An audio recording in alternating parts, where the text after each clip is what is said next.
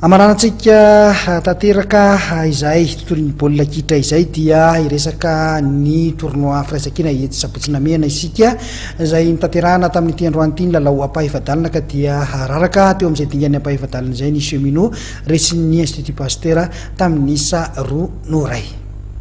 Raraka teo amin'ny dingan'ny ampahivadalina ny ekipan'ny cheminot manao akanjo mena amin'ny sary rehefa resin'ny ekipan'ny Institut Pasteur tamin'ny isa 2-0 io tolakandro io teny amin'ny kianja Sabotsynamena ao anatin'ilay fananana firaisan-kina izay karakaray ny fikambanana mpikitra eny Sapinam.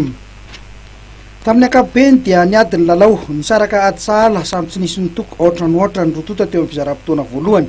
Mitovitovy ny isan'ny fanafiana saingy samy tsy nahatafiditra baolina ny rotota. Teo amin'ny fidirana faharoa tany amin'ny minitra fahadimy dia natafiditra baolina ny Institut Pasteur rehefa anisy tandrevaka teo amin'ny mpiandry vodilaharan'ny cheminot ray no ohatra nisa teo. Tany amin'ny minitra fahafitopolo dia mbola natafiditra baolina fanondroany ny Institut Pasteur. Tany amin'ny 2 minitra tsiravana vao natafiditra baolina iray ny cheminot 2-0 nisa teo.